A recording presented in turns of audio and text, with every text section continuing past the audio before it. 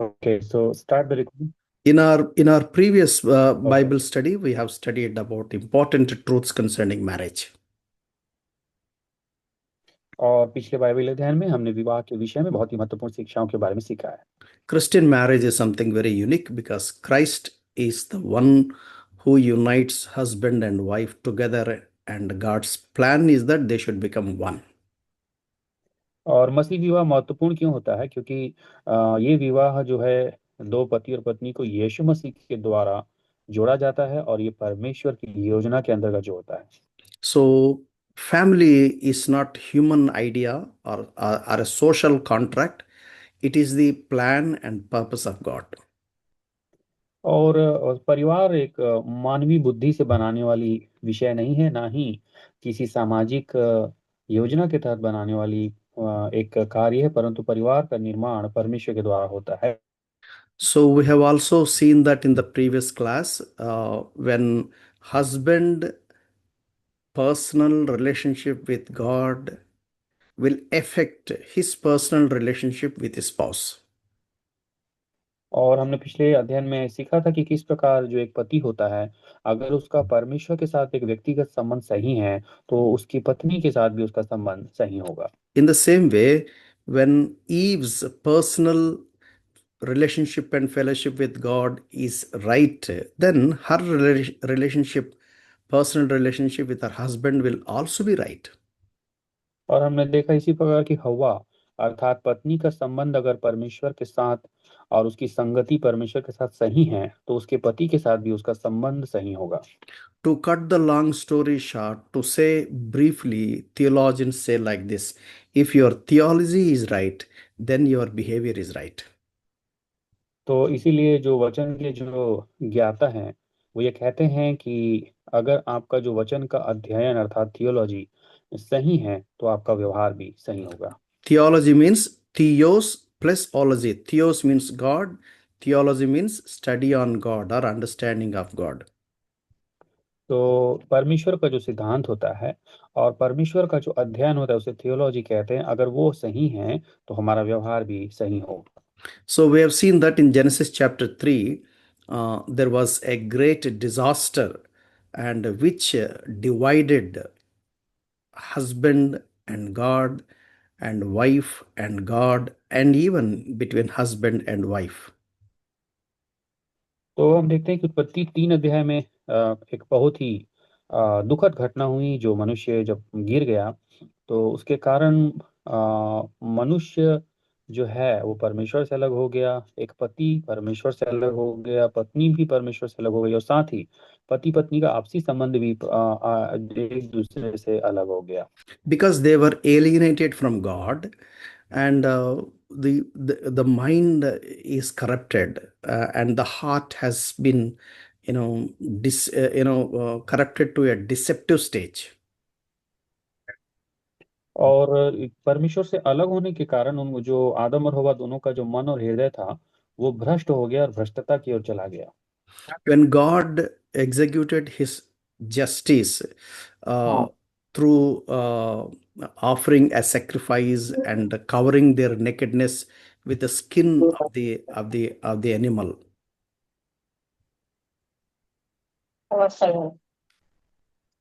Just moment uncle.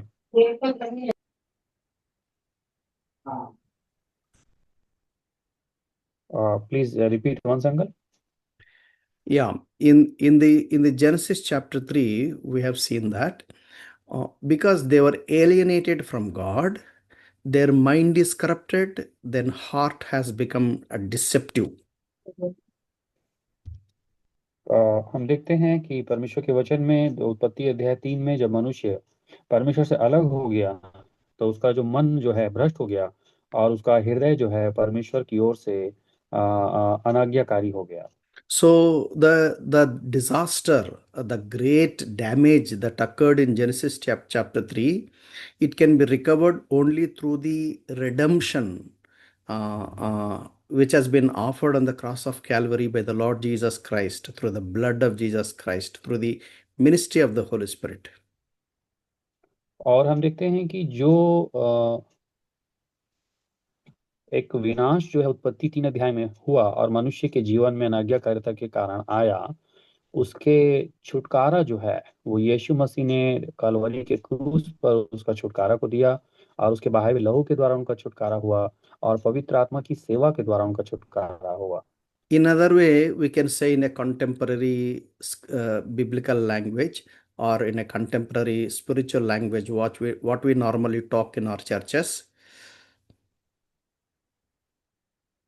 अगर हम जो बाइबिल की जो वर्तमान भाषाओं में या आत्मिक भाषा में अगर कहें तो, So we are born again when we believe in the Lord Jesus Christ, and we are made a new creation. And God gives us the new spirit and a new heart, and God expects us to be transformed in our mind, in our thinking. और जब हम मसीह में एक नया जन्म लेते हैं तो हम एक नई सृष्टि बन जाते हैं। और मसीह में नई सृष्टि बनते हैं तो हमें नया मन और नई आत्मा मिलती है, और हमारा जीवन का जो विचार है परिवर्तन हो जाता है। हमें मसीह में नया बुद्धि और नए विचार मिलते हैं। When we are made a new creation, it does not necessarily mean that the humans immediately be converted 100% to become like God. No. और ऐसा नहीं होता है कि जब मसीह में हम नई सृष्टि बन जाते हैं तो तुरंत ही एक मनुष्य 100% परिवर्तित हो जाए, ऐसा नहीं होता है। It is all because the damage happened in Genesis chapter 3. The damage happened to the human nature, or humankind, is so deep that God operates through the power of the Holy Spirit and through the scriptures ministering to us. It's both God is sovereign, helping us and guiding us, and we humbly fulfill our role in obeying God and cooperating with the work of the Holy Spirit. और उत्पत्ति 3 अध्याय में जो चोट लगी थी मानव को, वो बहुत गहरी थी, क्योंकि उन्हें अनाज्ञाकारिता के कारण बहुत बड़ी एक डैमेज उनके जीवन में आया। और इसीलिए उनको सुधरने के लिए पवित्र आत्मा की जरूरत है, परमेश्वर के वचनों की जरूरत है, साथ ही परमेश्वर की जो सहायता और उनकी अगुवाई की जरूरत है। हमें परमेश्वर के आज्ञाकारी होने की जरूरत है ताकि हम उस विषय से बाहर आ सके। So the transformation should happen in an individual lives, in a personal level with God, and then it should happen in our family level with our spouse, with our parents, with our children, and as a family.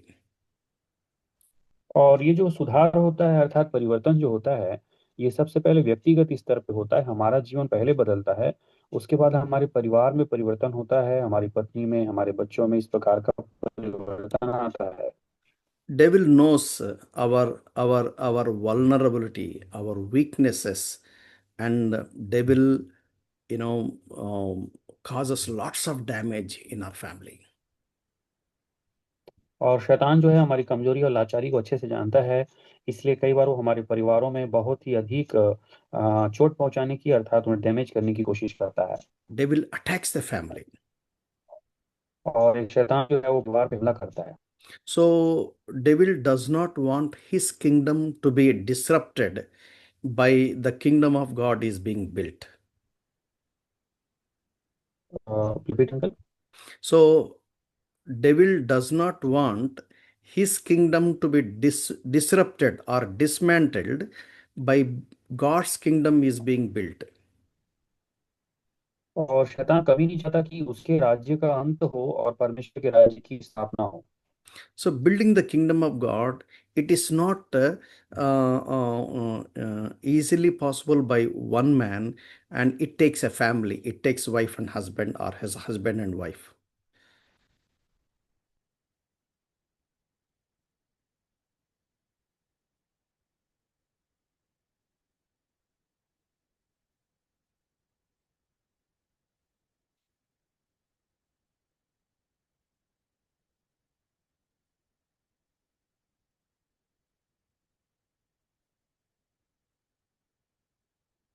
I think his network is down. His connection is got disconnected.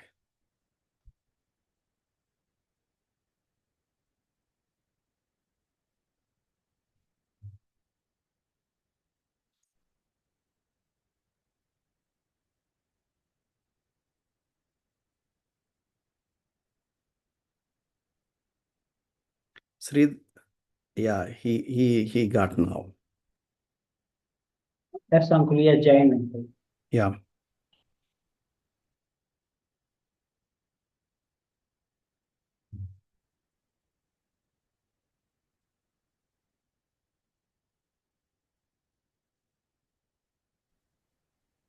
Yeah.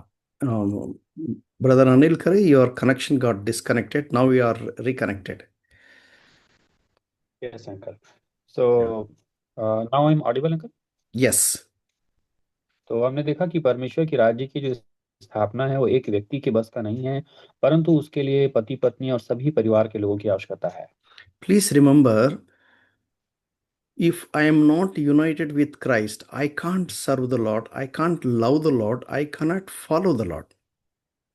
और एक बात याद रखिएगा कि अगर हम मसीह के साथ जुड़े नहीं हैं तो हम परमेश्वर को प्रेम भी नहीं कर सकते, उनकी आज्ञा भी मानना नहीं सकते और उनकी सेवा भी नहीं कर सकते. It is because God is sovereign. He works like a gentleman when I cooperate with Him, when I obey with Him. If I keep on rebelling, God cannot work by force. और परमेश्वर सर्वशक्तिमान है, साथ ही वो बहुत ही नम्र परमेश्वर है, दीन परमेश्वर है. इसलिए हाँ, वो जब हम उसकी आज्ञा का पालन करते हैं तब वो हमारे संग चलते हैं, और अगर हम उनका विरोध करते हैं तो वो हम उनके योजना पे नहीं चल सकते. So, me and Christ are united. That's a primary requirement. तो मेरा और मसीह का जुड़ना बहुत जरूरी है और ये पहली प्राथमिकता है. In the same way, my wife should be united with Christ when Christ is operating in her life in restoring what has been lost due to sin.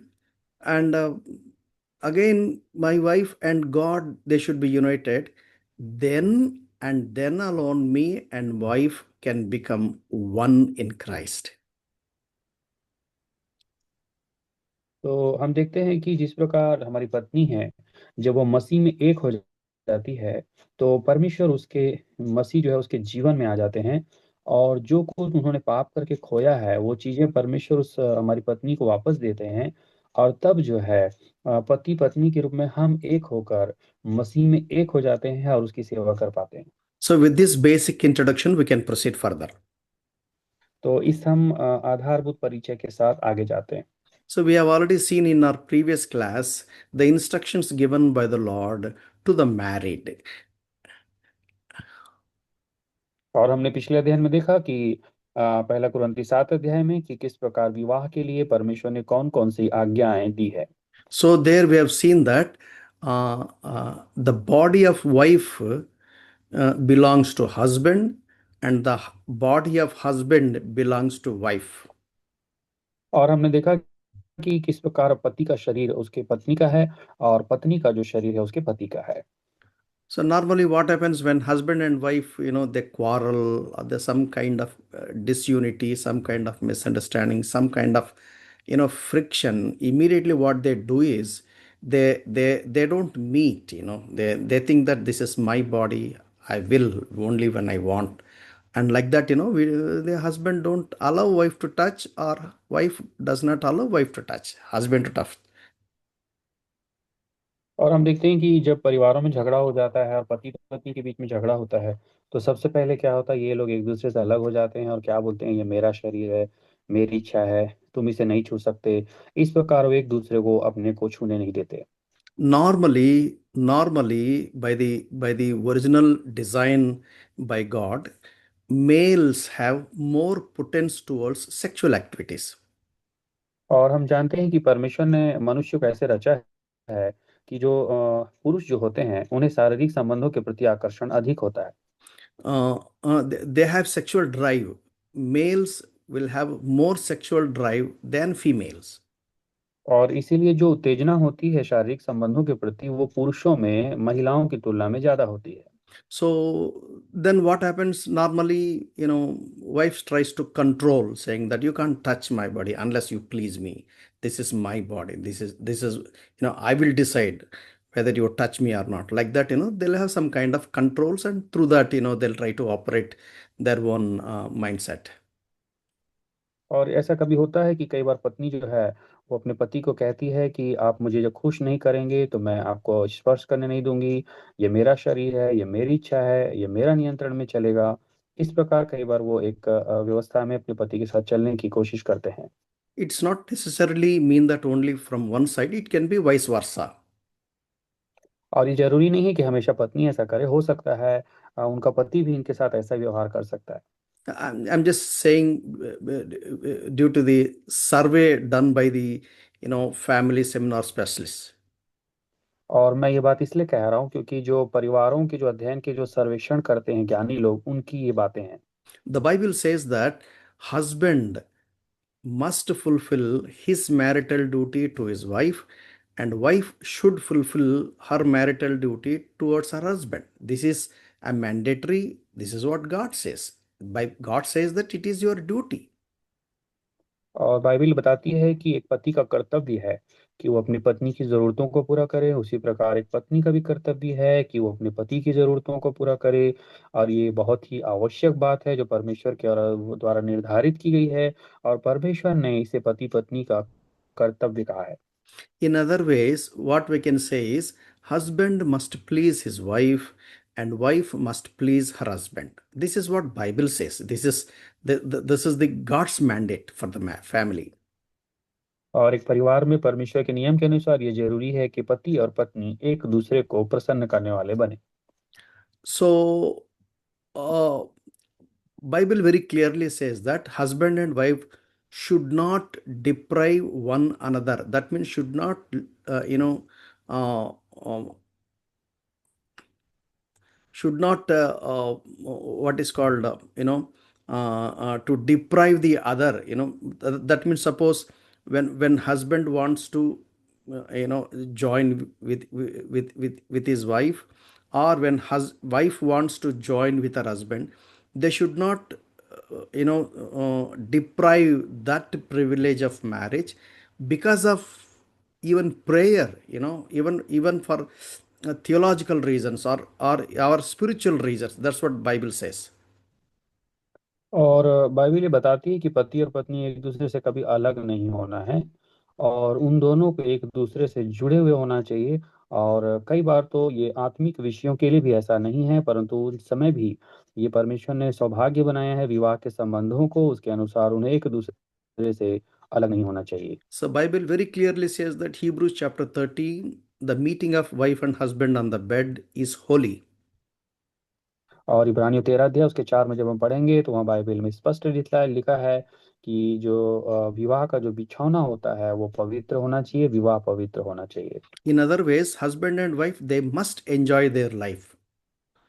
तो इसका दूसरा मतलब है कि पति और पत्नी एक दूसरे के साथ आनंदित जीवन जीना चाहिए। People, those who do not read the Bible properly, they paint this, in a very bad fashion.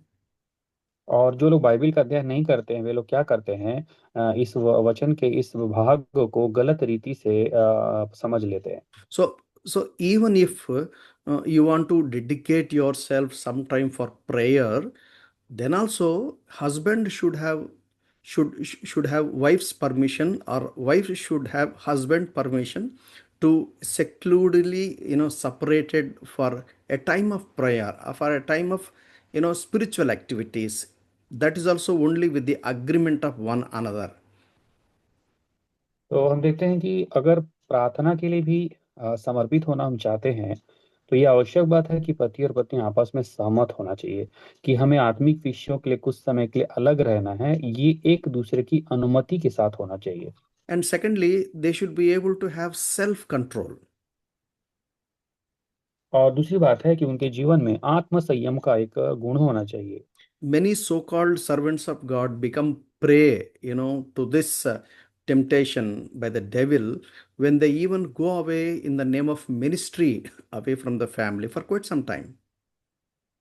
और हम देखते हैं कि बहुत सारे सेवक भी हैं, वो प्रार्थना करते हैं कि उन्हें इस प्रकार की प्रलोभन में शैतान ना डाले, जबकि वो कई बार अलग होकर सेवा में गए रहते हैं। No, no, no. That's not what I'm saying. What I'm saying is, we have history recorded, and we have seen that many servants of God who went away, in the name of ministry, far away from the family.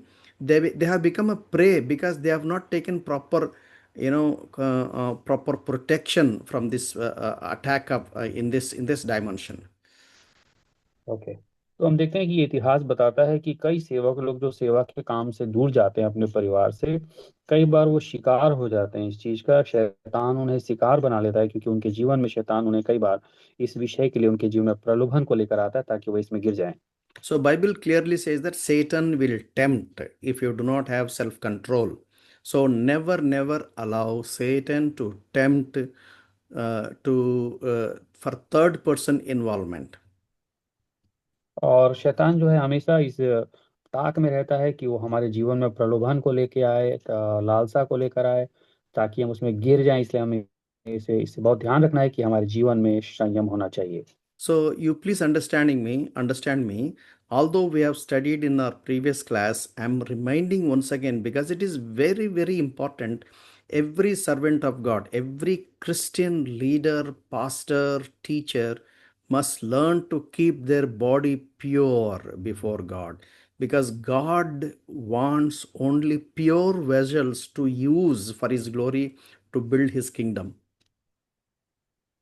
और जितने भी याद रखें, हमने पिछले बार अध्ययन किया है, फिर भी हम इस बात को सीख रहे हैं कि एक सेवक को, एक पास्टर को, एक शिक्षक को अपने शरीर को पवित्र रखना है, क्योंकि परमेश्वर पवित्र शरीर को अर्थात पवित्र बर्तन को, शुद्ध बर्तन को अपनी महिमा के लिए इस्तेमाल करते हैं ताकि परमेश्वर के राज्य की बढ़ती हो। So, and then we have seen that to be single, that means as a spinster or as a bachelor, it is a gift of God. So, by default, God's word says that let no one, Genesis chapter 2, it is very clearly that it is God's call that everyone to be married. और हम देखते हैं कि कुछ लोग अविवाहित रहते हैं, चाहे वो कुंवारे बहन हो या एक कुंवारा जो अविवाहित पुरुष हो। एक वरदान है अविवाहित रहने का। ये साधारण बात नहीं है, बल्कि परमेश्वर ने उत्पत्ति 2 अध्याय में लिखा है कि किस प्रकार उन्होंने मनुष्य के लिए अकेले न रहकर जीवन साथी की एक योजना रखी है। So, with a little walk with God as a family man, maybe for about 44 years, I have seen in my life many time, young people don't want to marry because they have seen their parents fighting together to such an extent that they decide, no, I will not marry. If marriage is of this kind, I don't want to marry. That's what the conclusion of many young people. और हम देखते हैं कि परमेश्वर के साथ मैंने एक परिवार के रूप में लगभग 44 साल का समय बिताया है। और इस पूरे समय काल में मैंने एक चीज को अध्ययन किया है कि जितने भी हमारे जवान होते हैं, युवा लोग होते हैं, वो कई बार अपने परिवारों में झगड़े को देखते हैं कि उनके माता पिता झगड़ रहे हैं, परिवार पति पत्नी झगड़ रहे हैं। इसको देखकर कई बार उनके जीवन में विवाह के लिए एक नकारात्मक बातें आती है कि ऐसे झगड़ा होने से तो अच्छा है कि हम विवाह ना करें। So, let's be very frank and let us be very open. No marriage is perfect.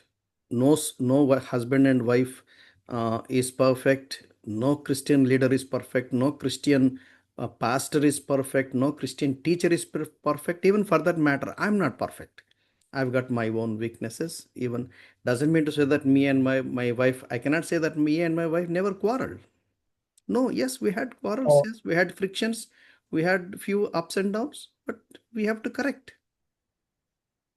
और हम देखते हैं कि मैं खुल के ये बात आपको बता दूं कि कोई विवाह सिद्ध नहीं होता, कोई पति पत्नी सिद्ध नहीं होते, कोई पास्टर सिद्ध नहीं है, कोई भी शिक्षक सिद्ध नहीं है। हम सबके जीवन में कमजोरी पाई जाती है।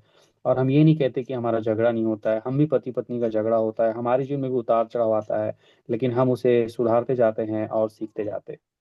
So that is the understanding we need to have. और इसलिए हमें ये समझदारी होनी चाहिए। And secondly, widows whose husbands are dead, uh, if they want to be, marriage, let them marry.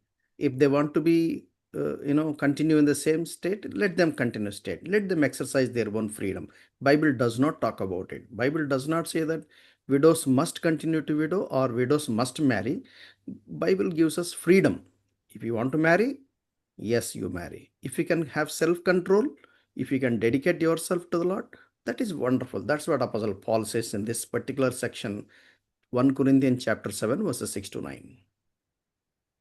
और हम देखते हैं कि दूसरी बात देखते हैं कि परमेश्वर के वचन में विधवा के बारे में लिखा है कि विधवा अगर विवाह करना चाहे तो कर सकते हैं, और विधवा अगर विवाह ना करना चाहें तो भी वो स्वतंत्र हैं। बाइबिल के अनुसार वो स्वतंत्र हैं। वो ऐसे भी रह सकते हैं और विवाह करके भी रह सकते हैं अगर उनके जिनमें संयम है। वो बिना विवाह के समर्पण होके परमेश्वर के साथ चलना चाहते हैं तो ये और अच्छा है।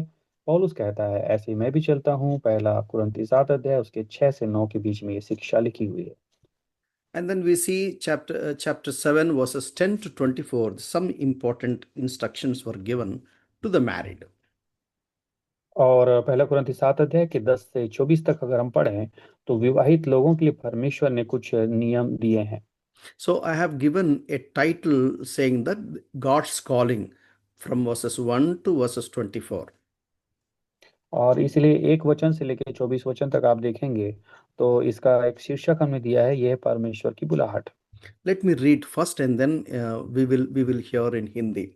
1 Corinthians chapter 7 verses 10 onwards. But to the married I give instructions, not I but the Lord, that the wife should not leave her husband. But if she does leave, she must remain unmarried, or else be reconciled to her husband, and that the husband should not divorce his wife. But to the rest I say, not the Lord, that if any brother has a wife who is an unbeliever, and she consents to live with him, he must not divorce her. And a woman who has an unbelieving husband, and he consents to live with her, she must not send her away. For the unbelieving husband is sanctified through his wife, and the unbelieving wife is sanctified through her believing husband. For otherwise your children are unclean, but now they are holy. Yet if the unbelieving one leaves, let him live. The brother or sister is not under bondage in such cases, but God has called us to peace. For how do you know, O wife, whether you will save your husband? Or how do you know, O husband, whether you will save your wife? Only as the Lord has assigned to each one, as God has called each, in this manner let him walk. And so I direct in all the churches. Was any man called when he was already circumcised? He is not to become uncircumcised. Has anyone been called in uncircumcision? He is not to be uncircumcised. Circumcision is nothing, and uncircumcision is nothing. But what matters is the keeping of the commandments of the law. Each man must remain in this condition in which he was called. Were you called while a slave? Do not worry about it. But if you are able to become free, rather do that. For he who was called in the Lord while a slave is the Lord's freeman. Likewise, he who was called while free is Christ's slave. You are bought with a price, and do not become slaves of men. Brethren, each one is to remain with God in that condition in which he was called. Now, concerning virgins, later we'll see that. Up to 24 verse we have seen, because this particular slice of the scripture talks about God's calling. और परमेश्वर की जो बुलाहट के बारे में जो बातें लिखी है, इसलिए हम वचन को पढ़ेंगे। पहला कुरिन्थी 7 अध्याय 10 से लेकर 24 वचन। जिनका विवाह हो गया है उनको मैं नहीं, वरन प्रभु आज्ञा देता है कि पत्नी अपने पति से अलग ना हो, और यदि अलग भी हो जाए तो बिन दूसरा विवाह किए रहे, या अपने पति से फिर मेल कर ले, और न पति अपनी पत्नी को छोड़े। दूसरों से प्रभु नहीं, परंतु मैं ही कहता हूं कि यदि किसी भाई की पत्नी विश्वास न रखती हो और उसके साथ रहने से प्रसन्न हो तो वह उसे ना छोड़े। जिस स्त्री का पति विश्वास न रखता हो और उसके साथ रहने से प्रसन्न हो, वह पति को ना छोड़े, क्योंकि ऐसा पति जो विश्वास न रखता हो वह पत्नी के कारण पवित्र ठहरता है, और ऐसी पत्नी जो विश्वास नहीं रखती पति के कारण पवित्र ठहरती है। नहीं तो तुम्हारे बाल बच्चे अशुद्ध होते, परंतु अब तो पवित्र हैं।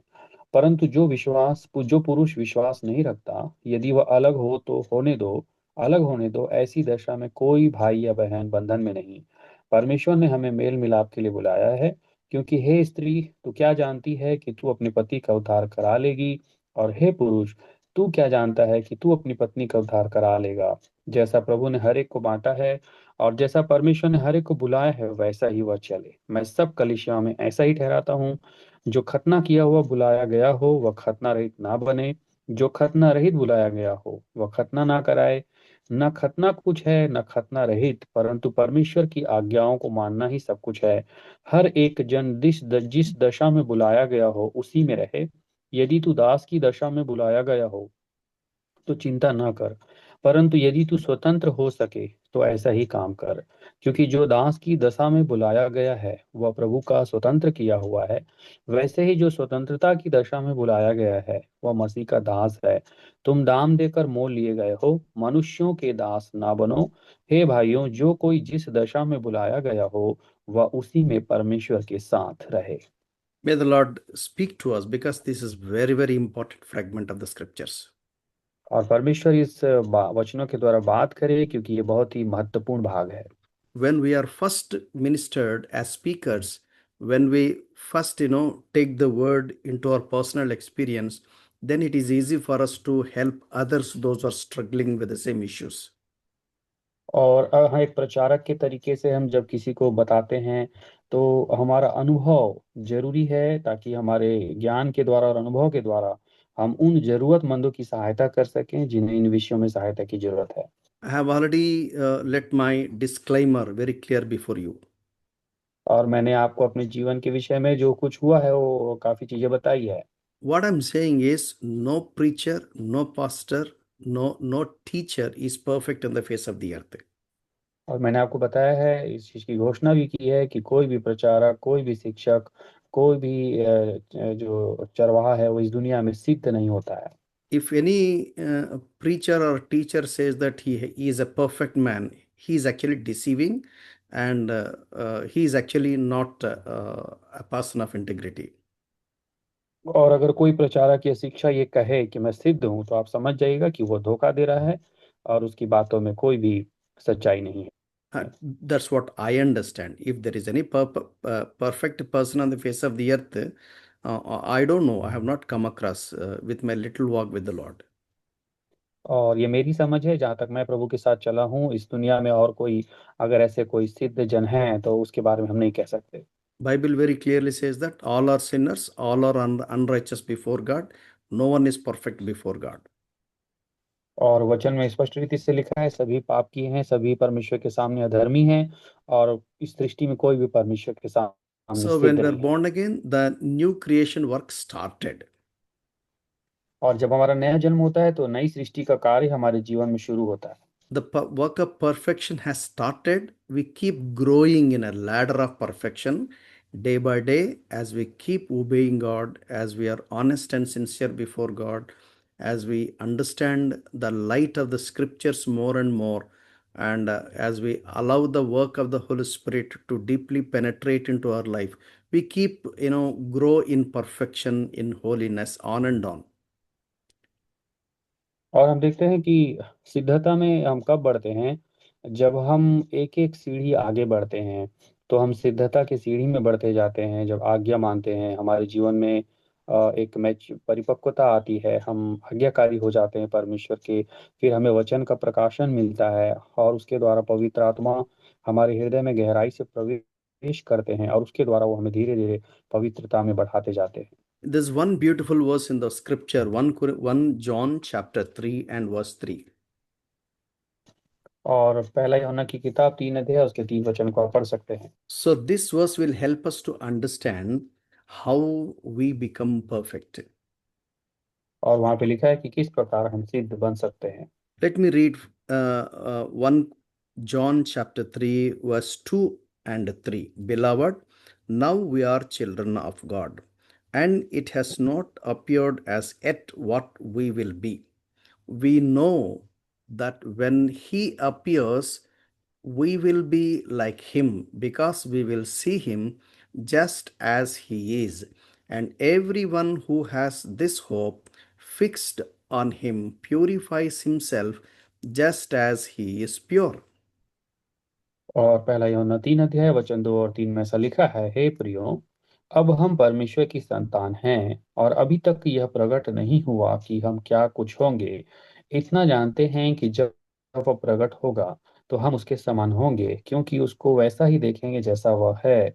और जो कोई उस पर यह आशा रखता है वह अपने आप को वैसा ही पवित्र करता है जैसा वह पवित्र है। So, verse 2 says, only when we see him, we will be like him. और वचन 2 में स्पष्ट रीति से लिखा है कि हम उसके समान तभी होंगे जब उसे हम एक दिन देखेंगे। And verse 3 says, those who have this hope, they will perfect themselves day by day till the last breath of their life. और वचन 3 में लिखा है कि जो ऐसी इच्छा रखता है, उस जिसको ऐसी आशा है प्रभु को देखने के लिए, वो दिन प्रतिदिन अपने आप को वैसे ही बनाते जाता है, सिद्ध करते जाता है, पवित्र करते जाता है, ताकि अपनी आखिरी सांस तक उस पवित्रता में बढ़ सके। That's what exactly I said before, that there is no perfect on the teacher or preacher on the face of the earth, and it is not possible at all. और इसलिए मैंने आपको थोड़ी देर पहले कहा कि कोई भी व्यक्ति इस दुनिया में सिद्ध नहीं है, चाहे कोई प्रचारक हो, कोई शिक्षक हो, कोई सिद्ध नहीं है। So I was also under this assumption, saying that, oh, I'm not perfect, so I should not teach. Only when I become perfect, only when I become model, then only I should begin to do that. और ऐसा हम भी अपने मन में सोच सकते हैं कि नहीं, मैं तो सिद्ध नहीं हूँ, फिर मैं कैसे किसी को प्रचार करूं, मैं कैसे किसी को सिखाऊं। ऐसा ऐसा हमारे जीवन में भी विचार आ सकता है। To some extent, such kind of thinking is good and correct. तो कुछ हद तक ये जो विचार है सही है, और इसे हम सच मान सकते हैं। It's something like, we are disciples of Christ, we make others disciples of Christ. और हम जानते हैं कि हम मसीह के चेले हैं, और हम और भी मसीह के चेलों को बना रहे हैं। We are a lamb will beget a lamb. और हम ऐसे मेमने हैं जो और मेमनों को बना रहे हैं। We have only one shepherd. Shepherd will not beget lamb. Only lamb will beget lamb. और हमारा एक ही चरवाहा है, और एक जो भेड़ है अर्थात मेमना है, और वही एक चरवाहा बन सकता है। So, yes, we should have a deep desire that we should be perfect and we should become a model. But here, the beauty is, as although I'm not perfect, but as I keep teaching you, you receive and you learn. As I teach, I also receive, I also learn. So that's the reason Bible says that the word of God is double-edged sword. As much as it ministers to the hearers, it will also minister to the speaker. और इसलिए हम देखते हैं कि हमको भी भेड़ के समान प्रभु के पीछे चलना है, ताकि हम उसके समान सिद्ध बने। और ये बड़ी सुंदर बात है कि हम दूसरों के लिए आदर्श बनते हैं, और प्रभु की शिक्षा हम दूसरों को देते हैं, वो दूसरे लोग शिक्षा ग्रहण करते हैं। साथ ही हम भी जो वचन की शिक्षा देते हैं, हम भी उस शिक्षा को ग्रहण करते हैं, क्योंकि परमेश्वर का वचन दो धारी तलवार है, वो सुनने वाले के लिए भी है और बोलने वाले के लिए भी है। Be faithful, be honest. Never pose yourself as if you are greater than the audience, greater than the hearers, greater than the people, those who are following you. And we are all sailing in the same boat. Maybe here and there we have certain gives and, ups and downs, and little things more and little things less. And we are all definitely under the guidance of the Holy Spirit. Although, just because I teach doesn't mean to say that I'm perfect than you. God has given me grace to understand the scriptures. I'm sharing with you. और ये बात याद रखिएगा प्रियो, कि हम अपने जीवन में विश्वास योग्य रहें, ईमानदार रहें। और इस बात को हम समझना है कि हम हमारे सुनने वालों से और अनुसरण करने वालों से बहुत महान नहीं हैं। इस प्रकार के एक विचार अपने जीवन में लेके नहीं आना है कि हम सुनने वालों से बहुत महान हैं, हम बहुत सिद्ध हो गए हैं। ऐसी बात नहीं है। हमारे जीवन में भी उतार चढ़ाव आता है, हमारे जीवन में भी कई बार कम ज्यादा और बातें हो जाती है, लेकिन हम भी पवित्र आत्मा की अगुवाई को सुनना है, क्योंकि हम भी सिद्ध नहीं है। और कभी ऐसा नहीं समझना है कि मैं सिद्ध हो गया हूँ, परंतु हमें भी पवित्र आत्मा की अगुवाई की जरूरत होती है, ऐसा हम विश्वास करना है। So we hear many voices outside the church saying that, you set right yourself and then come and teach me. You teach your own family members. You come and teach me. You have got more problems. What do you come and teach us? आप देखे होंगे कई बार बहुत सारी आवाजें बाहर से हमारी सुनाई देती है कि तुम्हारे ही जीवन में ये सब दिखता नहीं है कि तुम हमें कहाँ सिखा रहे हो। लोग बोलते होंगे कि तुम्हारे परिवार की समस्या है, पहले तुम अपने परिवार की समस्या देख लो फिर हमें सिखाना। ऐसे बहुत सारे लोग बातें करते हैं। Actually, to listening, it's very sweetening to our ears. It looks very justifiable, but in fact, it is a devil's lie. और सुनने में तो ये हमारे कान में सही लग रहा है, लेकिन ये सही बात नहीं है, ये शैतान के द्वारा बोला गया एक झूठ है। Please remember, a sick man needs physician, not a healthy man. और याद रखिएगा, परमेश्वर के वचन की शिक्षा है कि एक बीमार को वैद्य की जरूरत होता है, भले चंगों को वैद्य की जरूरत नहीं होती है। Please remember, church is not meant for righteous people. Church is meant for sinners. और ये बात याद रखिएगा कि जो कलीसिया है वो धर्मियों के लिए नहीं है, कलीसिया पापियों के लिए बनाई गई है। If I am a righteous man, why God? और अगर मैं धर्मी हूं तो फिर मुझे परमेश्वर की जरूरत ही क्यों है। Yes, I'm not a righteous man, but God counted me as righteous. I'm growing in the ladder of righteousness with the help of the Holy Spirit as I enjoy fellowship with the people of God in the church. और मैं भी एक अधर्मी हूँ, और परमेश्वर ने मुझ जैसे अधर्मी को धर्मी होने के लिए बुलाया है। और मैं धीरे धीरे सीढ़ी चढ़ रहा हूँ ताकि मैं धर्मी जैसा बनूं। और उसके लिए पवित्र आत्मा मुझे निरंतर सहायता कर रहे हैं, क्योंकि वो अपने लोगों के साथ मुझे संगति में ले चलते हैं। The progress in perfection, the progress in purity is not possible with my own capacity and wisdom. It is the work of the Holy Spirit through the scriptures and through the gifts given by the people of God. We serve one another, we help one another, we build one another. That is called the fellowship, that is the church. और प्रियो, हम अगर सिद्धता में और पवित्रता में बढ़ना चाहते हैं तो ये केवल हमारी क्षमता और बल से नहीं हो सकता है, परंतु हमें संगति में रहना है जहाँ पवित्र आत्मा का कार्य होता है, जहाँ पवित्र लोग होते हैं, जहाँ उसका वचन सुनाया जाता है, जहाँ उसके वरदानों की सेवा होती है। और इसी वरदान के द्वारा लोग एक दूसरे की सेवा करते हैं और एक दूसरे को बढ़ने में और बनने में मदद करते हैं। यही वास्तव में कलीसिया का काम है। If you understand this introduction, then you will understand the text of the scriptures very properly. और अगर आप इस परिचय को समझेंगे तो आप इस वचन के द्वारा बताए गए संदर्भ को भी समझेंगे। Verse 11 onwards. If verse 10, but to the married I give instructions, not I but the Lord, that wife should not leave her husband, but if she does live, she must remain unmarried, or else be reconciled to her husband, and that husband should not divorce his wife. But to the rest I say, not the Lord, that if any brother has a wife who is an unbeliever, and she consents to live with him, he must not divorce her. And a woman has an unbelieving husband, and he consents to live with her, she must not send her husband away.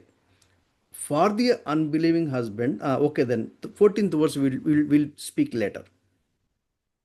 तो यहाँ पहला कुरिन्थी 7 अध्याय उसके 10 से 13 वचन में लिखा है, जिनका विवाह हो गया है उनको मैं नहीं वरन प्रभु आज्ञा देता है कि पत्नी अपने पति से अलग ना हो, और यदि अलग हो जाए तो बिन दूसरा विवाह किए रहे, या अपने पति से फिर मेल कर ले, और न पति पत्नी को छोड़े। दूसरों से प्रभु नहीं परंतु मैं ही कहता हूँ, यदि किसी भाई की पत्नी विश्वास न रखती हो और उसके साथ रहने से प्रसन्न हो तो वह उसे ना छोड़े। जिस स्त्री का पति विश्वास न रखता हो और वह उसके साथ रहने से प्रसन्न हो, वह पति को ना छोड़े। Here, what Apostle Paul is trying to say, Paul, in the sense the Holy Spirit, God Himself, when there is a serious conflicts between husband and wife, and when wife wants to leave her husband, he's counseling what to do. When husband wants to leave his wife, here there is a counsel in this fragment. और यहाँ पौलुस जो है कहता है पवित्र आत्मा और परमेश्वर की ओर से कि पति पत्नी के बीच में अगर कुछ बातें हो जाए या झगड़ा हो जाए तो इस वचन के द्वारा हम उनकी काउंसलिंग करें, उनकी सहायता करें। Why the conflict between husband and wife is so much that they are deciding each other to separate? और कई बार जो पति पत्नी में जो मतभेद है वो बातें या झगड़ा इतना ज्यादा क्यों हो जाता है कि कई बार वो एक दूसरे से अलग होने की कोशिश करते It हैं। is because either wife is unbeliever or husband is unbeliever. और ये ऐसा इसलिए होता है कि या तो हो सकता है उनकी पत्नी अविश्वासी हो, या हो सकता है कि उनका पति अविश्वासी हो। Bible gives us instructions and commands to the people, those who are believers. To if both are unbelievers, you don't have to come to the Bible. There's so many other agencies where they can help you. और परमेश्वर का Bible जो है वो परमेश्वर का आदेश है, परमेश्वर की आज्ञा विश्वासियों के लिए। अगर दोनों ही अविश्वासी हैं, पति और पत्नी, तो उनको बाइबल के पास आने की जरूरत ही नहीं है, क्योंकि वो लोग विश्वास नहीं करते हैं। उन्हें उनकी समस्या के हल के लिए कहीं और जाने की जरूरत है। Sometimes, people come and ask me saying that, brother, so and so family, they have serious problems. Will you please help them, counsel them? Will you please guide them? और कई बार ऐसा होता है कि बहुत सारे लोग आते हैं और मेरे पास कहते हैं कि भैया, अंकल, उस परिवार में समस्या आ गया है, आप उस परिवार की सहायता कर लीजिए, उनको थोड़ा अगुवाई कर लीजिए, उनको थोड़ा काउंसलिंग दे दीजिए, ऐसा लोग बोलते हैं। No, no, no, बहुत सारे नहीं है. Few occasions I was suggested. कुछ लोग ऐसे अपनी समस्या को बताते हैं। So then what I tell them is, yes, I counsel, yes, I give suggestions, yes, I guide, but my guidance is only based on the scriptures. If they are willing to obey the scriptures, the Bible, the word of God, then only I can help. If they don't have any regard for Christ or God that is there in the scriptures, I can't help. I'm sorry. और अगर ऐसा लोग पूछते हैं तो मैं उन्हें एक बात बोलता हूँ कि ठीक है, मैं उनकी समस्याओं में मदद करूंगा, गाइड भी करूंगा, काउंसलिंग भी करूंगा, लेकिन मेरी जो सिखाई हुई बातें वो वचन आधारित होगी। इसलिए अगर वो वचन की आधार की बात को मानेंगे तब तो मैं बताऊंगा, और नहीं मानेंगे तो हम उन्हें नहीं बता सकते, क्योंकि जो हम लोग हैं वो मसीह और परमेश्वर की शिक्षा पर आधारित बातें लोगों को बताते हैं। So, this fragment of the scriptures, verses 10 to verses 13, is talking about where either husband is not a believer or wife is not a believer. One of them is believer, the other is not. और ये जो भाग है पहला कुरिन्थी 7 अध्याय का 10 से 13 के बीच में, ये ऐसा भाग है जहाँ या तो पत्नी विश्वासी है या तो पति विश्वासी है, दोनों में से कोई एक विश्वासी जरूर है। So, let me take you to different portion of the scripture which has the same context. और आइए हम वचन के एक और भाग में जाएंगे जहाँ पर यही संदर्भ वहां भी है। 2 Corinthians chapter 6 verse 14 onwards. दूसरा कुरिन्थी 6 अध्याय 14 वचन से आगे। Do not be bound together with unbelievers, for what partnership have righteousness with lawlessness? Or what fellowship has light with darkness? Or what harmony with Christ with Belial? Or what has a believer in common with an unbeliever? What agreement has a temple of God with idols? For what are the temple? For we are the temple of the living God. Just as God said, I will dwell in them and walk among them, and I will be their God, and they shall be my people. Therefore, come out from their midst and be separate, says the Lord, and do not touch what is unclean, and I will welcome you, and I will be a father to you, and you will be sons and daughters to me, says the Lord God Almighty. Therefore, having these promises, beloved, let us cleanse ourselves from all defilement of flesh and the spirit, perfecting holiness in the fear of God. Up to 7th chapter, verse 1. और यहाँ पे हम देखते हैं पहला दूसरा कुरिन्थी 6 अध्याय का 14 से लेकर 7 अध्याय के 1 वचन तक। अविश्वासियों के साथ असमान जुए में ना जुटो, क्योंकि धार्मिकता और अधर्म का क्या मेलजोल, या ज्योति और अंधकार की क्या संगति, और मसीह का बलियाल के साथ क्या लगाव, या विश्वासी के साथ अविश्वासी का क्या नाता, और मूर्तियों के साथ परमेश्वर के मंदिर का क्या संबंध। क्योंकि हम तो जीवते परमेश्वर के मंदिर हैं, जैसा परमेश्वर ने कहा है, मैं उनमें बसूंगा और उनमें चला फिरा करूंगा, और मैं उनका परमेश्वर हूंगा और वे मेरे लोग होंगे। इसलिए प्रभु कहता है, उनके बीच में से निकलो और अलग रहो और अशुद्ध वस्तुओं को मत छुओ, तो मैं तुम्हें ग्रहण करूंगा और मैं तुम्हारा परमेश्वर होऊंगा और तुम मेरे बेटे और बेटियां होंगे। यह सर्वशक्तिमान प्रभु परमेश्वर का वचन है। So I will और also take, I अतः will आगे, also, sorry, please go ahead. और 7 अध्याय के 1 वचन में भी लिखा है, अतः हे प्रियो, जबकि ये प्रतिज्ञाएं हमें मिली है, तो आओ हम अपने आप को शरीर और आत्मा की सब मलिनता से शुद्ध करें और परमेश्वर का भय रखते हुए पवित्रता को सिद्ध करें। So keep this, 1 Corinthians chapter 7 verses 10 to 13, and the 2 Corinthians chapter 6 verse 14 to chapter 7 verse 1. And the third one is Matthew's Gospel chapter 10 and verse 34 onwards. और इस 2 वचन को याद करने के साथ में हमें एक वचन और याद करना है, जो मत्ती रचित सुसमाचार की किताब उसके 10 अध्याय उसके 34 वचन से आगे है। Do not think that I came to bring peace on earth. I did not come to bring peace but a sword. For I came to set a man against his father, and a daughter against her mother, and a daughter in law against her mother in law. And a man's enemies will be the members of his household. He who loves father or mother more than me is not worthy of me, and he who loves son or daughter more than me is not worthy of me. And he who does not take his cross and follow after me is not worthy of me. He who has found his life will lose it, and he who has lost his life for my sake will find it. मत्ती 10 अध्याय उसके 34 से लेके 39 के बीच में लिखा है, यह न समझो कि मैं पृथ्वी पर मिलाप कराने आया हूँ। मैं मिलाप कराने नहीं, पर तलवार चलाने आया हूँ। मैं तो आया हूँ कि मनुष्य को उसके पिता से और बेटी को उसके माँ से और बहू को उसकी सास से अलग कर दूं। मनुष्य के बैरी उसके घर ही के लोग होंगे। जो माता या पिता को मुझसे अधिक प्रिय जानता है वह मेरे योग्य नहीं, और जो बेटा या बेटी को मुझसे अधिक प्रिय जानता है वो मेरे योग्य नहीं, और जो अपना क्रूस लेकर मेरे पीछे ना चले वह मेरे योग्य नहीं। जो अपना प्राण बचाता है वह उसे खोएगा, और जो मेरे कारण अपना प्राण खोता है वह उसे पाएगा। Actually, many do not properly understand this particular context of this scripture, why the Lord Jesus Christ is raising his tone to that level. और बहुत लोग जो हैं वचन की इस भाग के संदर्भ को ठीक से नहीं समझ पाते कि यीशु मसीह ने अपनी बातों को इस स्तर पे कैसे लाके कहा है। To understand the total wisdom about the family, we need to keep these three things side by side. Then we'll be able to understand what God is instructing or commanding to the families.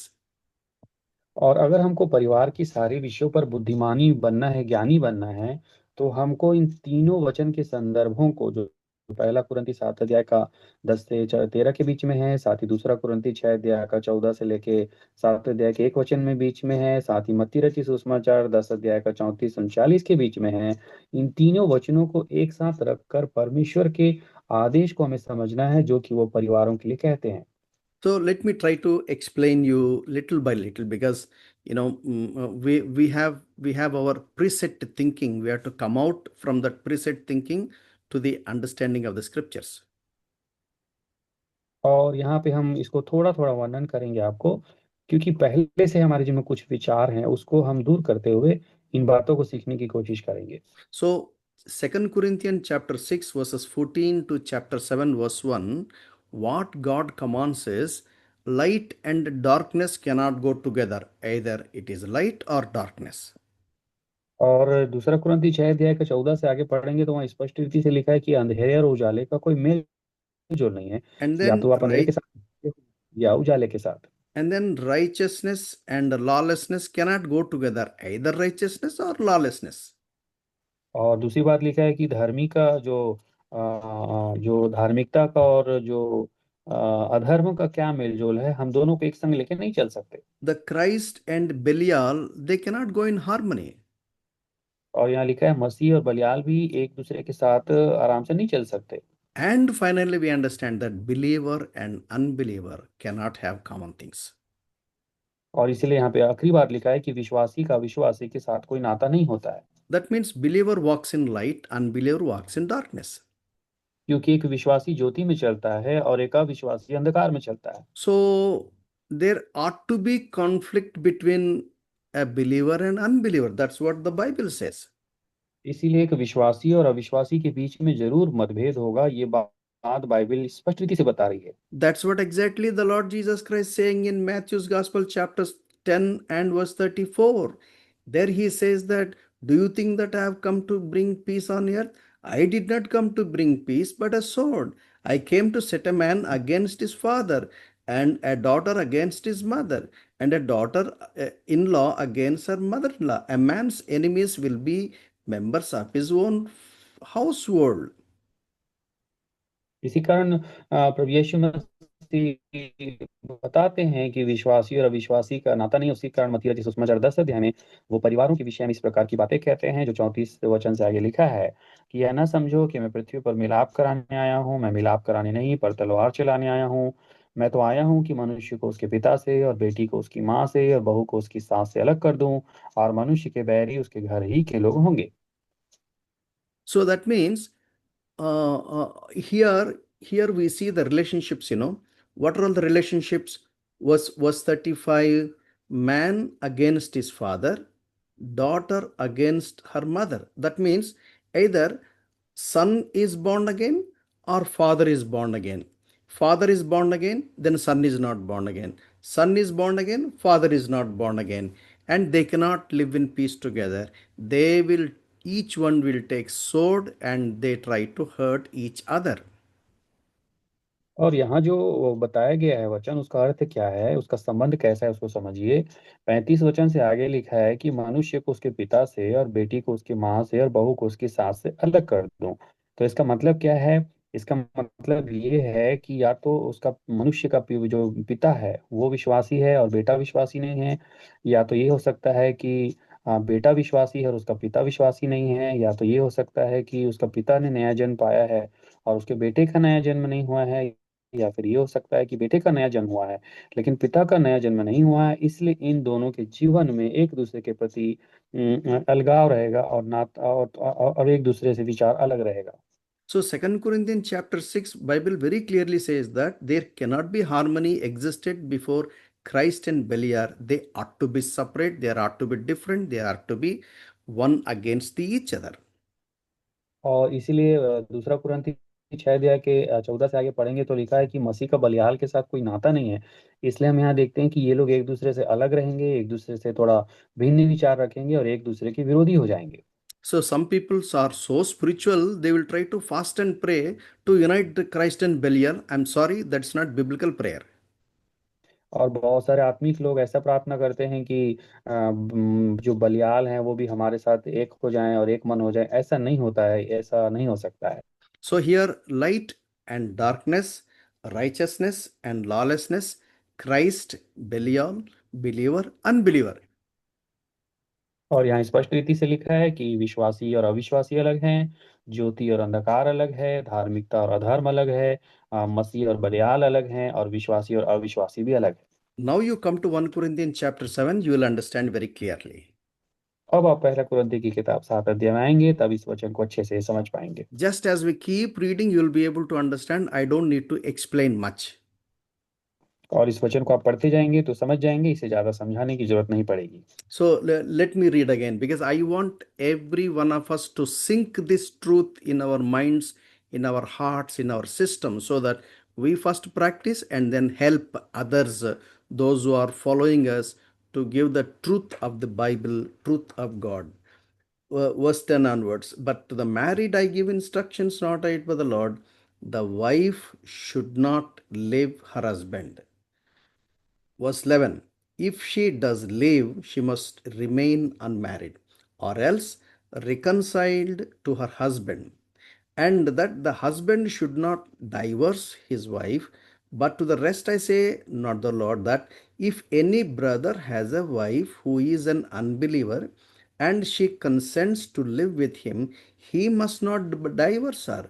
And a woman who has an unbelieving husband, and he consents to live with her, she must not send her husband away. और यहाँ एक बात याद रखिएगा प्रियो कि हमारे मन में, हमारे विश्वास में भी यही सिस्टम और तरीका, पहले ये बातें होनी चाहिए, ये सच्चाई होनी चाहिए, तभी हम दूसरों को भी हम सिखा सकेंगे और उनकी सहायता कर सकेंगे। जैसा कि पहला कुरिन्थी 7 अध्याय उसके 10 से लेकर आगे 13-14 में लिखा है, जिनका विवाह हो गया है उनको मैं नहीं वरन प्रभु आज्ञा देता है कि पत्नी अपने पति से अलग ना हो, और यदि अलग भी हो जाए तो बिन दूसरा विवाह किए रहे या अपने पति से फिर मेल कर ले, और ना पति अपनी पत्नी को छोड़े, दूसरों से प्रभु नहीं। परंतु मैं ही कहता हूँ, यदि किसी भाई की पत्नी विश्वास न रखती हो और उसके साथ रहने से प्रसन्न हो तो वह उसे ना छोड़े। जिस स्त्री का पति विश्वास ना रखता हो और उसके साथ रहने से प्रसन्न हो, वह पति को ना छोड़े। So here we find the conflict between the kingdom of Christ and the kingdom of Belial. Second Corinthians chapter 6, we have seen that. और दूसरा कुरिन्थी 6 अध्याय के वचन के अनुसार हम यहाँ देख रहे हैं कि मसीह का जो राज्य है और जो बलियाल का जो राज्य है, उसमें आपस में कितनी विरोधाभास है। So now you understood the conflict between husband and wife in most of the families. This is the reason. If husband is not born again, she will have problems through her husband. If wife is not born again, then he will have lots of music through her wife, through his wife. और यही कारण है प्रियो कि शैतान का राज्य और जो परमेश्वर का राज्य साथ में नहीं चल सकता, मसीह का राज्य और बलियाल का राज्य साथ में नहीं चल सकता। यही कारण है कि एक पति और पत्नी अगर उनका नया जन्म ना हो तो वह एक दूसरे के लिए समस्या के कारण हो सकते हैं। अगर पति का नया जन्म ना हो तो पत्नी को समस्या हो सकता है, अगर पत्नी का नया जन्म ना हो तो पति को भी समस्या हो सकता है। इसी कारण परिवारों में समस्या पाई जाती है। Let me also take you to one more text of the scripture which is very important. You will be able to understand more. एक वचन के संदर्भ को और निकालेंगे ताकि हमें और अच्छे से समझ में आए।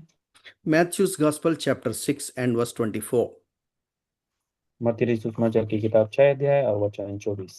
Such a beautiful verse. This will clear all, blocks of fog in our mind. No one can serve two masters, for either he will hate the one and love the other, or he will be devoted to one and despise the other. You cannot serve God and wealth. और बहुत सारी जो समस्या, जो संदेह है वो इस वचन के द्वारा और दूर हो जाती है, जो मत्ती रचित सुसमाचार 6 अध्याय के 24 में लिखा है, कोई भी मनुष्य दो स्वामियों की सेवा नहीं कर सकता, क्योंकि वह एक से बैर और दूसरे से प्रेम रखेगा, या एक से मिला रहेगा और दूसरे को तुच्छ जानेगा। तुम परमेश्वर और धन दोनों की सेवा नहीं कर सकते। the if Christ is your king and you are under kingdom of Christ, and when Christ is ruling and you have to obey Christ, Christ has to be your master. You have to follow the instructions and commands of Christ. और मसीह राजा है, और अगर हम उसके राज्य के अधीन हैं तो हमें उसकी आज्ञा का पालन करना पड़ेगा, क्योंकि वो हमारा स्वामी है। जैसे यहाँ वचन में लिखा है कि जो व्यक्ति एक स्वामी की बात आज्ञा जरूर मानेगा। So when you are under the Christ is your master and you are following his commands and his instructions. You cannot follow the commands and the kingdom of Belial, because the kingdom of Christ and the kingdom of Belial, they are contrast, diametrically opposite to each other. तो अगर आप मसीह के राज्य के अधीन चल रहे हैं, मसीह आपका स्वामी है और आप मसीह की आज्ञा का पालन कर रहे हैं, तो उसी समय बलियाल के राज्य में बलियाल की आज्ञा का पालन नहीं कर सकते, क्योंकि मसीह और बलियाल का राज्य एक दूसरे का विरोधी है और ये एक दूसरे के साथ नहीं चलता है। So let me give you one more, little more introduction so that to understand little more with clarity. आइए मैं आपको एक और परिचय दूं ताकि आप और स्पष्टता से इसे समझ सकें। Bible says a believer must marry believer. वचन बाइबल का कहता है कि एक विश्वासी से ही विवाह करना है। If a Christian young man has to marry, he must marry only Christian young woman. अगर एक मसीह व्यक्ति है, कोई मसीह भाई है, तो उसको एक मसीह बहन से ही जो विश्वासी हो विवाह करना चाहिए। If a young Christian lady wants to marry, she must marry only young Christian man. और अगर एक विश्वासी बहन है, मसीह बहन है, तो उसे भी एक विश्वासी और मसीह भाई से ही विवाह करना चाहिए। If both are Christians, अगर दोनों मसीह हैं, and master to both of them will be the same. और चूंकि अगर दोनों मसीह हैं तो स्वाभाविक है दोनों का स्वामी एक ही होगा। You can pray together, you can study the scripture together, you can worship together, and you can evangelize together. You can maintain the standards of the commands of the scripture together, because the same master, the same instructions, the same light, and the same media. और हम देखते हैं कि अगर उन दोनों का स्वामी एक ही है तो दोनों एक साथ प्रार्थना करेंगे, एक साथ वचन पढ़ेंगे, एक साथ आराधना करेंगे, एक साथ सुसमाचार सुनाएंगे, क्योंकि दोनों एक ही आज्ञा के आधार को मानेंगे, क्योंकि दोनों का स्वामी एक है और इसलिए वो उस वचन की आज्ञा को मानेंगे। If you are young, either man or woman, you don't marry a born again, a saved person. Then you have to deliberately inviting, you have to face the problems which you are inviting yourself. God is not responsible. God said very clearly what kind of choice you must make while you are marrying. और Bible बताती है कि अगर एक बहन नया जन्म पाए हुए या विश्वासी भाई से शादी ना करे तो वो अपने जीवन में समस्या को लाने का काम कर रही है, क्योंकि परमेश्वर के वचन का सिद्धांत है कि एक विश्वासी अविश्वासी से विवाह ना करे। और अगर ऐसा कोई बहन निर्णय लेती है तो वो अपने जीवन में समस्याओं को लाने के लिए स्वयं जिम्मेदार है। This is one kind of model. ये एक प्रकार का एक आदर्श है। And the second model is both are unbelievers, both are under the kingdom of Belial. Someone gave gospel, and out of the one is born again. अब दूसरा एक परिस्थिति क्या है कि दोनों अविश्वासी थे, दोनों अविश्वासी हालत में विवाह किए, पति पत्नी थे। अब उन्होंने किसी ने उन्हें सुसमाचार सुनाया है और अब उसमें से कोई एक विश्वासी बन गए हैं। Then you'll understand 1 Corinthians chapter 7 why Apostle Paul says sometimes the conflict between husband and wife is so serious and so severe, and the husband says, you choose, you want Christ or husband. और इसीलिए पहला कुरिन्थी 7 अध्याय में ये जो बातें हैं इस संदर्भ में पौलुस कहता है। और ऐसा जब विषय होता है तो कई बार पति और पत्नी के बीच में विवाद होता है, और जो विरोधी पक्ष कहता है कि ऐसे में या तो आप मुझे चुन लो या मसीह को चुन लो। Then whom should wife should choose? Husband is unbeliever, husband is under the kingdom of Belial, and she is under the kingdom of Christ. And whom should she choose? Should she choose her husband or Christ? That is the question he is answer giving to such people here. अब पत्नी अगर मसीह में है और उसका पति बलियाल के अधीन में है, तो अब स्वाभाविक है कि पत्नी के सामने एक विषय आ जाएगा कि वो किसे चुने। पति को चुने जो बलियाल के अधीन है, या अपने मसीह को चुनकर उसके पीछे जाए। उसी सवाल का उत्तर बताने के लिए वचन लिखा हुआ है। That's what Christ says. You cannot love your husband more than me. You cannot love your wife more than me. You cannot love your children more than me. You cannot love your job more than me. I am number one priority. You have to take up the cross and follow me. That's what the experience of cross is found here. और यहाँ एक बात हमें समझना है कि परमेश्वर के वचन के सिद्धांत क्या है कि कोई भी मुझे प्यार करना ठीक है, लेकिन कोई भी परमेश्वर से ज्यादा अपने पति को प्यार ना करे या अपनी पत्नी को प्रेम ना करे। परमेश्वर से ज्यादा बच्चे को प्यार नहीं कर सकते, परिवार को प्यार नहीं कर सकते, अपनी जॉब को हम प्यार नहीं कर सकते, क्योंकि परमेश्वर को प्रथम स्थान देना एक मसीह की जिम्मेदारी है और उसे क्रूस उठाना है और परमेश्वर का अनुसरण करना यहाँ वचन में लिखा हुआ है। There are many young ladies, just because they have accepted the Lord Jesus Christ as a personal savior, they were knocked out of their families, black and blue, beaten and then mercilessly, thrown onto the roads. और बहुत बार हम देखते हैं कि जवान बहनें मसीह में आती हैं और इसके कारण उनके परिवार में बहुत बड़ी समस्या पैदा होती है। उनके परिवार उन्हें निकाल देते हैं, मारते भी हैं और उन्हें घर से निकाल देते हैं। And there are many husbands, they were thrown away from their houses, and they were just, stripped of all the privileges and of the family, and then on the road just like a destitute. और आप देखते हैं कि कई बार पति जो विश्वास में आते हैं उन्हें भी कई बार घर से बाहर निकाल दिया जाता है, और वो जो परिवार में रहने का एक सौभाग्य होता है वो उन्हें नहीं मिलता, और वो बाहर निकल जाते हैं एक ठुकराए हुए व्यक्ति के समान। So, but there are few, families where husband says, okay, you want to follow Christ, you follow, but don't disturb me. You do your job, I do my job. I will not come in between. And there are certain very good gentlemen kind of men, who respects their wife's decision, and then they don't interfere. That's how Apostle Paul says, if husband agrees, you stay with him, don't go away. If wife agrees, stay with her, don't divorce her. That's what the Apostle Paul is saying here.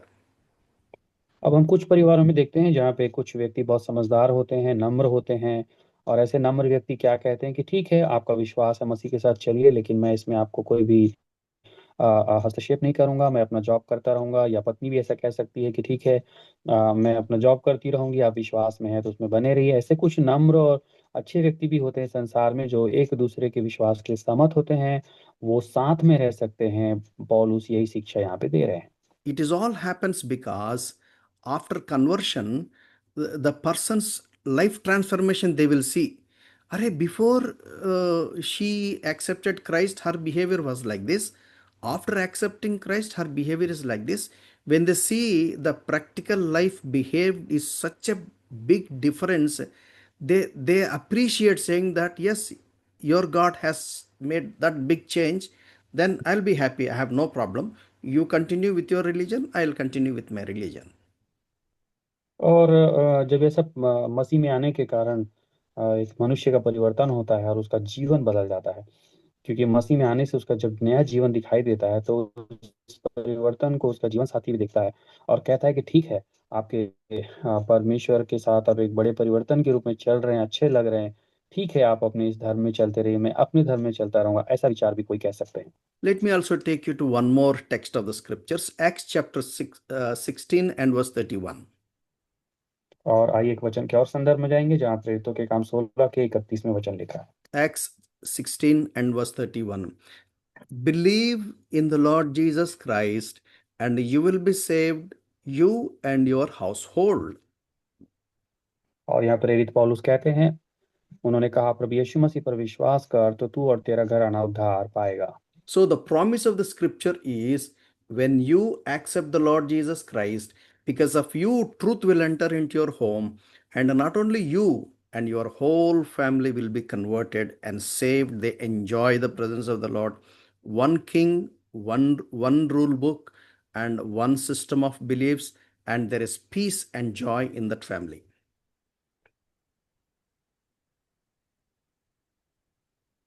और Bible कहती है कि वचन की एक प्रतिज्ञा है, और यहाँ पे क्या है वचन की प्रतिज्ञा, कि तू जब सत्य को ग्रहण करेगा तो तेरे परिवार में छुटकारा आएगा और तेरे घराने में भी उद्धार आएगा। और इसी प्रकार जब तुम्हारे घराने में उद्धार आएगा तो तुम्हारे पूरे परिवार का राजा भी एक होगा, और उस राजा का आज्ञा भी एक ही होगा, उनका शासन भी एक होगा, और वास्तव में उस परिवार में बड़ी शांति होगी। How that transformation will take place in the whole family? और पूरे परिवार में परिवर्तन कैसे होगा? So that particular wife or husband will claim that promise and she keeps praying. और ये तब होगा जब वो पति और पत्नी इस वायदे को स्मरण रखें जो यहाँ पे लिखा है, और उसके लिए लगातार प्रार्थना करें। So that's not we don't have to stop there. There is one more text of the scriptures which very clearly says in 1 Peter chapter 3 verse 1 onwards. और यहाँ पे भी बातें रुकी नहीं है, परंतु एक वचन के संदर्भ में और हम जाएंगे तो हम और बातें सीख सकते हैं। पहला पत्र 3 अध्याय उसके एक वचन से। 1 Peter chapter 3 verse 1 onwards. In the same way, you wives, be submissive to your own husbands, so that even if any of them are disobedient to the word, may be won without a word by their behavior of their wives, as they observe your chaste and respectful behavior.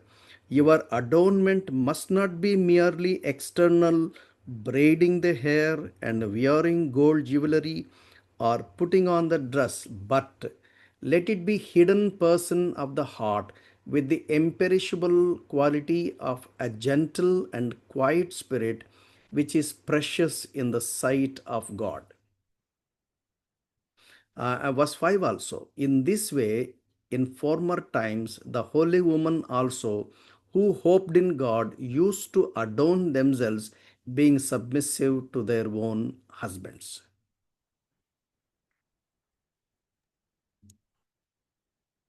From which verse, uncle? 1 Peter chapter 3 verses 1 to 5. Okay. पहला पत्रस 3 अध्याय उसके 1 से 5 के बीच में लिखा है, पत्नियों तुम भी अपने पति के अधीन रहो, इसलिए कि यदि इनमें से कोई ऐसे हो जो वचन को न मानते हो, तो भी तुम्हारे भय सहित पवित्र चाल चरण को देखकर भी पत्नी के चाल चलन के द्वारा खिंच जाएं। तुम्हारा श्रृंगार दिखावटी न हो, अर्थात बाल गूंथना और सोने के गहने या भांति भांति के कपड़े पहनना, वरन तुम्हारा छुपा हुआ और गुप्त मनुष्यत्व नम्रता और मन की दीनता की अविनाशी सजावट से सुसज्जित रहे, क्योंकि परमेश्वर की दृष्टि में इसका मूल्य बड़ा है। पूर्व काल में पवित्र स्त्रियां भी, जो परमेश्वर पर आस्था रखती थी, अपने आप को इसी रीति से संवारती और अपने अपने पति के अधीन रहती थी। So many people read this particular text is only for Christian women. I'm sorry, this is also for Christian men.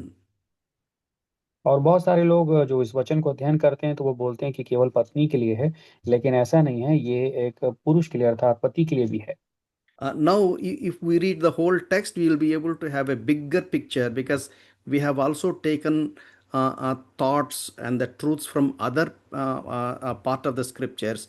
Now we knit all these things together, we will have a bigger picture, bigger understanding of the truth. और इन सारे वचनों के संदर्भ को पढ़ने से हमें हमारे जीवन में एक बड़ा चित्र मिलता है हमें, और हमारे विचार जो है सभी बातों को समझ पाते हैं, क्योंकि ये सारे वचन जो हम अभी पढ़े हैं, इसके सभी वचन को मिलाकर हम सही संदर्भ में उसे बड़े चित्र के रूप में देख पाते हैं। I think I don't need to explain. Simply reading will help because we have got enough background and enough, important truths which connects this particular text.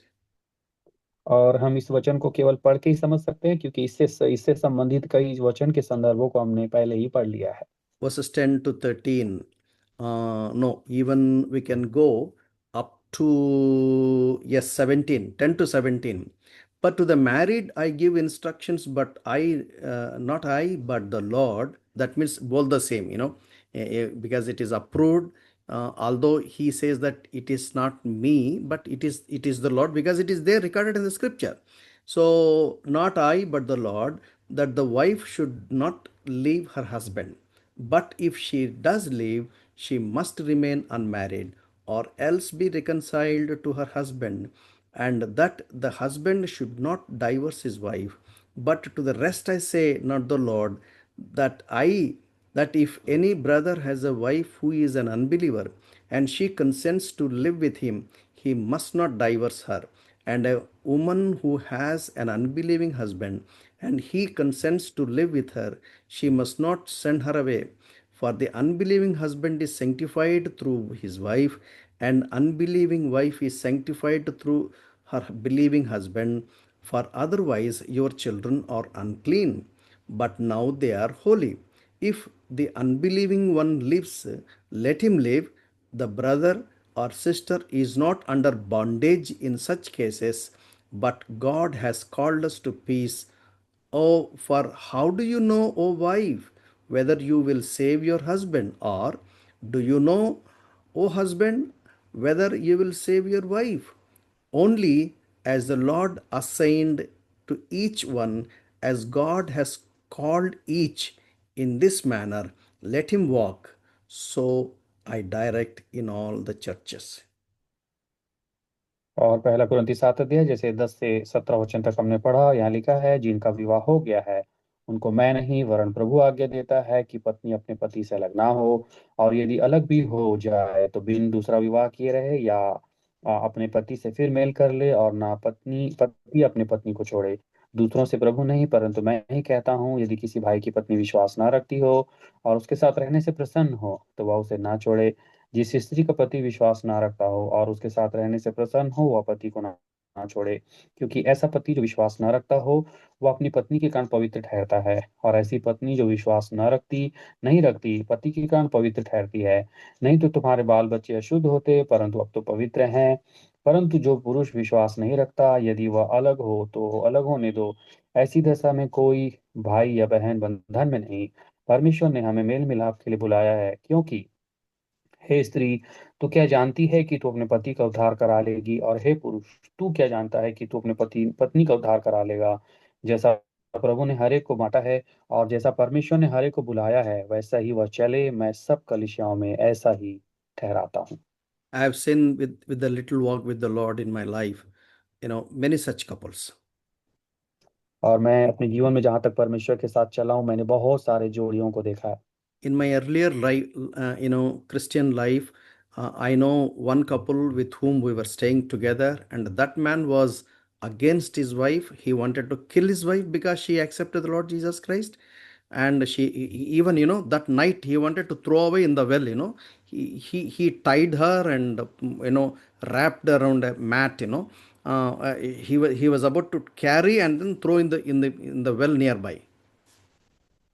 और अपने शुरुआती मसीही जीवन में मैंने एक ऐसी परिवार को देखा था जिसमें एक नया परिवार, जो बहन विश्वास में आई लेकिन उनका पति विश्वास नहीं करता था, वो उससे बहुत घृणा करने लगा और इस नफरत के कारण उसे मार डालने की कोशिश किया, यहाँ तक कि अपनी पत्नी को बांध कर चटाई से लपेट कर वो उसे कुएं में फेंकने वाला था।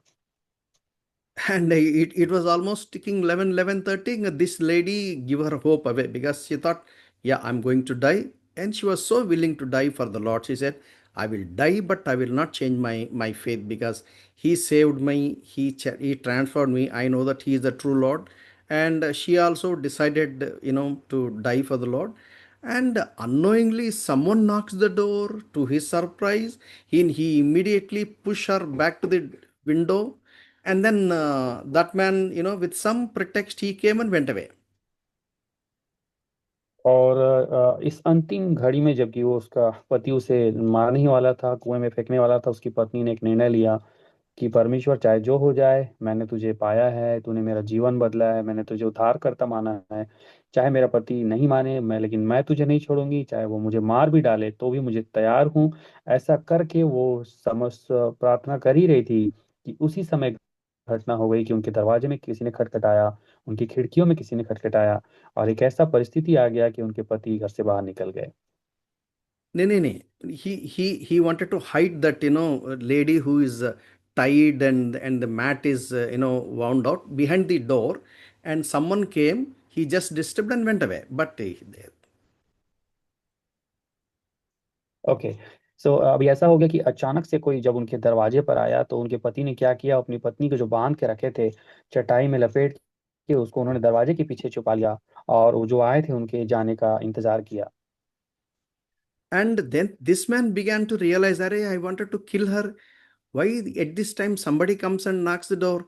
He began to think, as if a warning is given by somebody, that he cannot do that what he wanted to do. और अचानक से इस भाई के जीवन में एक विचार आया कि जैसे ही मैं इसे मारने वाला था, उसी समय किसी ने दरवाजा खटखटाया। तो क्या ये कोई चेतावनी दे रहा है मुझे कि शायद ये गलत है, ऐसा उसने विचार किया। To cut the long story short, one who was, doing, a big ceremonial idol worship in his office, he became a great servant of the Lord. We worked और together. यहाँ और यहाँ एक बहुत बड़ी घटना हुई। जो एक व्यक्ति जो अपने ऑफिस में बहुत बड़ा एक मूर्ति पूजक था, उसके जीवन में परिवर्तन आया और वो भाई भी बदला और बाद में दोनों बहुत अच्छे सेवा करने वाले व्यक्ति बने। He was working with Bharat Dynamics Limited, और बार डायनेमिक्स लिमिटेड में वो भाई काम करते थे। and his name is Aparadam. और उस भाई का नाम अपराधम था। He is no more, he's dead. His wife is still there. Her name was Pandamma.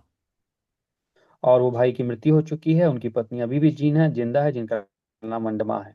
And he is the one senior to me, and we were working together at the place called Bharatnagar, somewhere nearby Erragada, Hyderabad. और हैदराबाद में भरत नगर करके एक जगह है जहाँ पे हम दोनों मिलकर सेवा करते हैं, और वो बहन आज भी जिंदा है और वो मुझसे सीनियर हैं, हम मिलकर सेवा करते हैं। Why I'm telling all these details? Because you may say that I'm trying to cook some story and then saying something, and this is what really has happened. I was with him from 1982 to I think it was till 1997 or till the time I was staying in that government quarters because I was working with government in those days. और ये बातें ऐसी नहीं है जो मैंने आपको कहानी के रूप में बताई, परंतु ये सच्ची घटना है।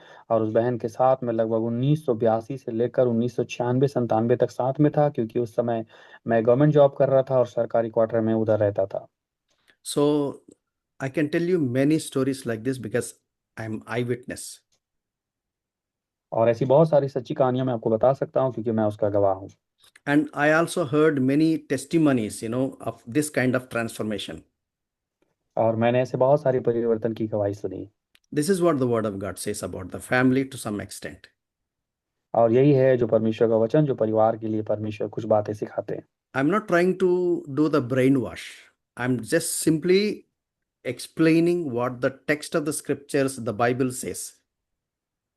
और मैं ये नहीं चाहता कि किसी का मन कुछ बातों से अलग हो जाए या विचार अलग हो जाए, परंतु वचन के जो संदर्भ है बाइबल का, उसकी शिक्षा यही है। Who am I to convert you? और मैं कौन होता हूँ कि आपको परिवर्तन कर दूं? I can't convert myself. और मैं तो खुद को भी परिवर्तन नहीं कर सकता। It is God who converts sinners into saints. और वास्तव में वो परमेश्वर ही है जो एक पापी को संत के रूप में बदलता है। May the Lord bless this word.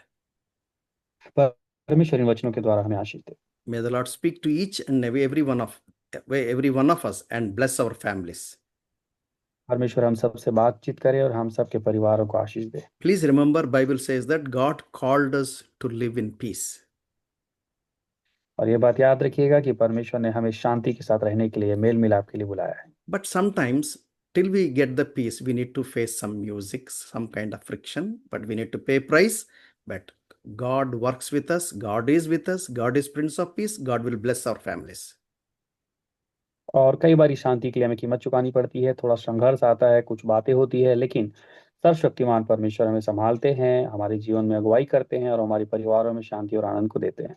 The beauty of God's word is, God's truth is, the believing husband can bless unbelieving wife. That means sanctified. Likewise, husband can bless wife, wife can bless husband. और परमेश्वर की वचन की सुंदरता कितनी महान है कि एक विश्वासी अगर पति है और उसकी पत्नी विश्वासी नहीं भी है, तो भी वो उसके कारण पवित्र ठहरती है। और वैसे ही अगर एक पत्नी विश्वासी है और उसका पति विश्वासी नहीं है, तो उसके कारण वो पवित्र ठहरता है। Even either wife or husband, one person is holy and children are holy. That's what the Bible says. और इसलिए ये बात लिखा है कि अगर पति पत्नी में से एक भी विश्वासी है, तो उनके बच्चे भी पवित्र हैं। What a God we have. कितना महान परमेश्वर हमारा है। We bow down at his feet and then say that, Lord, we worship you because there is none like you. और हम इसलिए परमेश्वर के पास घुटने में टेक सकते हैं, आ सकते हैं और कह सकते हैं कि परमेश्वर आपके समान और कोई नहीं है। Shall we pray? आइए हम प्रार्थना करें।